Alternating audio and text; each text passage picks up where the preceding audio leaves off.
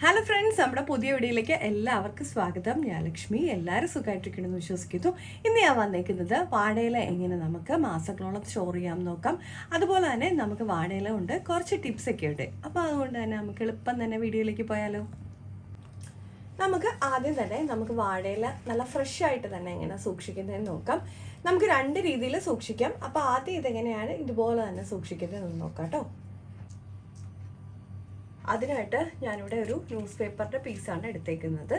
അപ്പോൾ അതിലേക്ക് നമ്മുടെ വാഴയില ഇതുപോലെ ഒന്ന് വെച്ചതിന് ശേഷം നമുക്കൊന്ന് മടക്കി എടുക്കാം. നാട്ടിലുള്ളവർക്ക് നമുക്കങ്ങനെ സ്റ്റോർ ചെയ്ത് വെക്കേണ്ട ആവശ്യമൊന്നുമില്ല. പക്ഷെ നമ്മൾ പുറത്തൊക്കെ ഉള്ളവർക്ക് ചിലപ്പോൾ നാട്ടിൽ പോയിട്ട് വരുന്ന സമയത്തായിരിക്കും നമ്മൾ വാഴയിലേക്ക് കൊണ്ടുവരുന്നത്. അപ്പോൾ അതുകൊണ്ടാട്ടോ ഇങ്ങനെ കാണിക്കുന്നത്.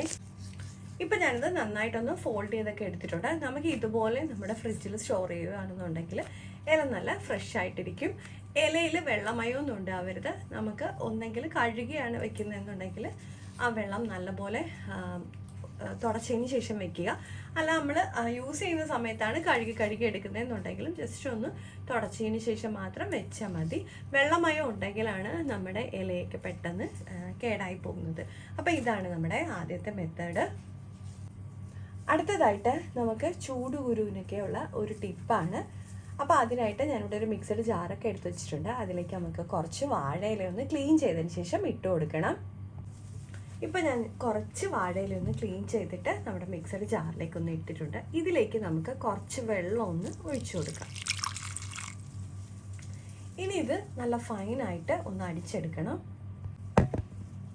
ഇപ്പോൾ നമ്മുടെ വാഴയില ഞാനൊന്ന് അടിച്ചെടുത്തിട്ടുണ്ട്. നമുക്കിനി ഇതിൻ്റെ നീര് മാത്രമായിട്ടൊന്ന് പിഴിഞ്ഞ് മാറ്റണം.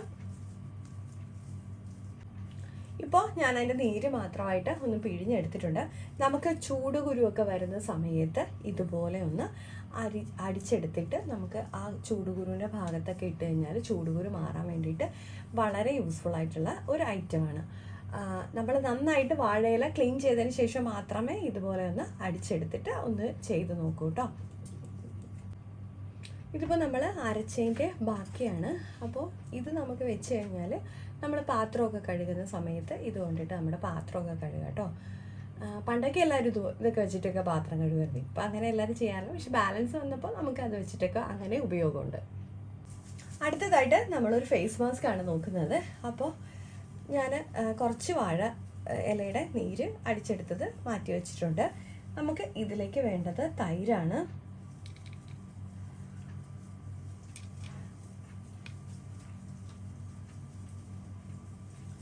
ഇനി ഇതിലേക്ക് വേണ്ടത് കുറച്ച് ഹണിയാണ്.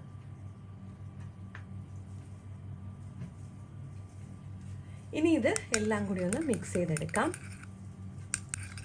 നന്നായിട്ടൊന്ന് ഇളക്കി യോജിപ്പിച്ചെടുക്കാം. ഇത് നമുക്ക് ഇങ്ങനെ തന്നെ നമ്മുടെ ഫേസിൽ അപ്ലൈ ചെയ്താലും നമ്മുടെ പിമ്പിൾസ് കുറയാനും അതുപോലെ തന്നെ ടാൻ കുറയാനും ഒക്കെ വളരെയധികം യൂസ്ഫുൾ ആണ്.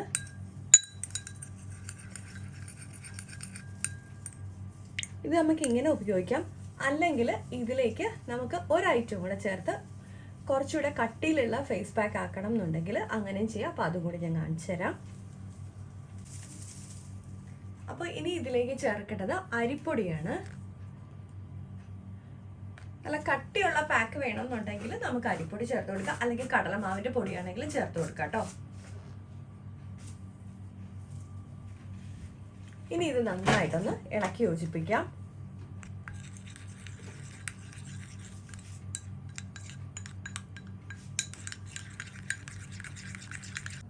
ഇപ്പോൾ നമ്മുടെ പാക്ക് ഇവിടെ ഞാൻ മിക്സ് ചെയ്ത് വെച്ചിട്ടുണ്ട്. അപ്പോൾ നമുക്ക് കുറച്ച് കട്ടിയിലൊക്കെ പാക്കായിട്ട് ഇടണം എന്നുണ്ടെങ്കിൽ ഇങ്ങനെ ട്രൈ ചെയ്യാം.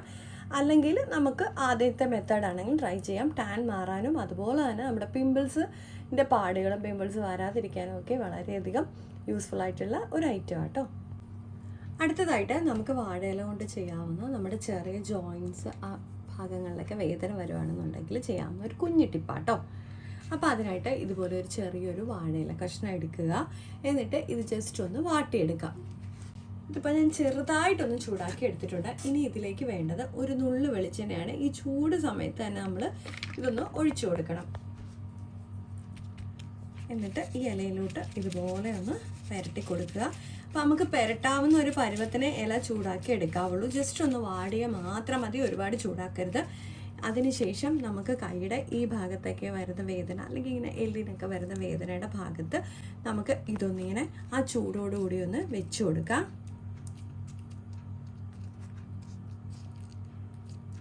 ചെറിയ മുറിവുകളൊക്കെ ഉള്ള ഭാഗത്തും ഇതുപോലെ തന്നെ നമ്മൾ വാഴയില വെക്കുന്നത് ആ മുറിവ് ഉണങ്ങാനും നല്ലതാണ്. പക്ഷേ ഇല എപ്പോഴും ക്ലീൻ ചെയ്തതിന് ശേഷം മാത്രമേ ഉപയോഗിക്കാവുള്ളൂ.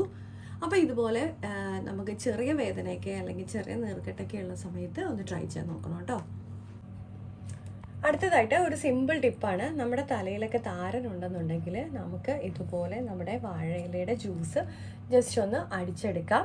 അതിനുശേഷം നമ്മൾ ഹെയർ വാഷ് ചെയ്യുന്ന സമയത്ത് ഇതിൽ കുറച്ചുകൂടെ നമ്മൾ വെള്ളം ചേർത്തിട്ട് ജസ്റ്റ് ഒന്ന് വാഷ് ചെയ്ത് കഴിഞ്ഞാൽ ഡാൻഡ്രഫ് മൂലം ഉണ്ടാകുന്ന ഇച്ചിങ് ഒക്കെ മാറാൻ വേണ്ടിയിട്ട് വളരെയധികം യൂസ്ഫുള്ളാണ്. അപ്പോൾ ചിലർക്കൊക്കെ നിറയുന്ന കുരു ഉണ്ടാവും, നമ്മൾ ഡാൻഡ്രഫുമായിട്ട് ബന്ധപ്പെട്ട് നമ്മുടെ നെറ്റിയിലൊക്കെ കുരു ഉണ്ടാവും, അത് മാറാനും ഇത് നല്ലതാട്ടോ. അടുത്തതായിട്ട് നമുക്ക് വാഴയില മാസങ്ങളോളം എങ്ങനെയാണ് സൂക്ഷിക്കുന്നതെന്ന് നോക്കാം. അതിനായിട്ട് നമുക്ക് വാട്ടി സൂക്ഷിക്കണം. ഒരു 6 മാസം വരെയൊക്കെ നല്ല ഫ്രഷായിട്ട് നമ്മുടെ ഫ്രിഡ്ജിൽ തന്നെ നമുക്ക് സൂക്ഷിക്കാൻ പറ്റും. അപ്പോൾ അതിനായിട്ട് ഞാനിവിടെ വാഴയില എടുത്തിട്ടുണ്ട്. നമുക്ക് ഗ്യാസിൽ ചെറിയ തീയിലിട്ട് ഒന്ന് വാട്ടിയെടുക്കാം. എണ്ണയൊന്നും തേക്കേണ്ട, ജസ്റ്റ് ഒന്ന് വാട്ടിയെടുക്കാം.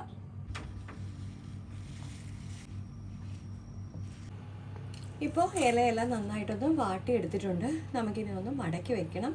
ഒരു ക്ലിങ് ഫിലിം ഇട്ട് നമുക്കിത് റാപ്പ് ചെയ്ത് വെക്കാം.